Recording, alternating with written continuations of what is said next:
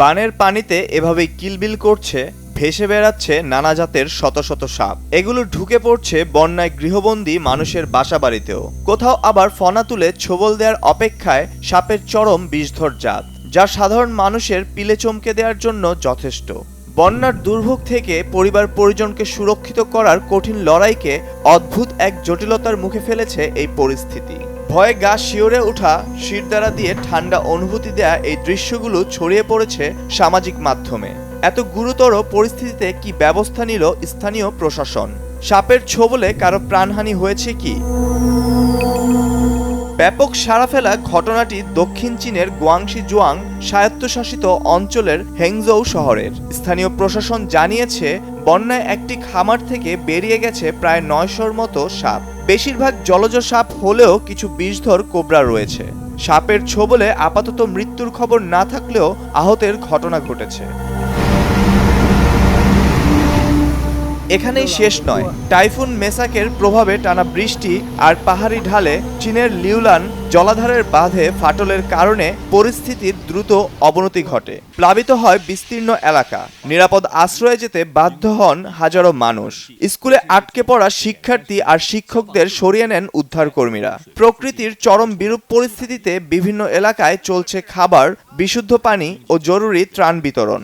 সড়ক ও সেতু ভেঙে যোগাযোগ বিচ্ছিন্ন হয়ে পড়েছে অনেক গ্রাম। ওই এলাকাগুলোয় ড্রোন দিয়ে খাবার, বিশুদ্ধ পানি ও জরুরি সামগ্রী পৌঁছে দেওয়ার তৎপরতা শুরু হয়েছে। পাশাপাশি চলছে অবকাঠামো পুনর্গঠনের কাজ। প্রতিবেশী দেশ ভারতেও চলছে মৌসুমি বৃষ্টির তাণ্ডব।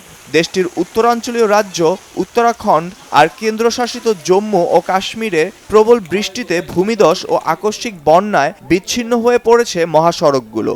উত্তরের পাহাড়ি শহর ডোডাতে অনেক যানবাহন চাপা পড়েছে কাদা, বরফ ও পানির নিচে।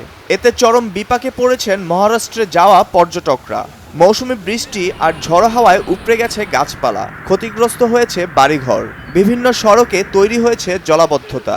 উত্তরাঞ্চলে আটকা পড়েছে শত শত পর্যটক। গ্রামের পর গ্রাম প্লাবিত হওয়ায় স্থবির হয়ে পড়েছে রেল যোগাযোগ ব্যবস্থা। কেরালার ওয়েনারে নির্মাণাধীন টানেল ধসে প্রাণহানি হয়েছে অন্তত ৫ জন নির্মাণ শ্রমিকের। আরও ভারী বৃষ্টির পূর্বাভাস দিয়েছে ভারতের আবহাওয়া বিভাগ।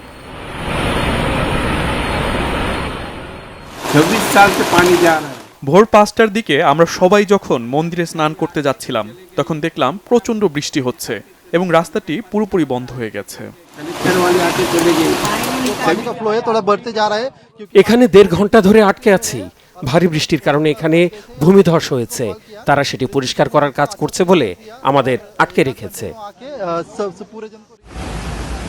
চীন ও ভারতে উদ্ধার ও ত্রাণ কার্যক্রম চললেও ক্ষতিগ্রস্তদের স্বাভাবিক জীবনে ফিরতে অনেক সময় লাগবে বলে মনে করছেন সংশ্লিষ্টরা।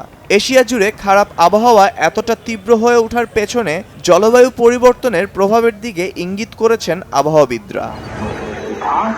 Naim Ahmed, Bangla vision news desk.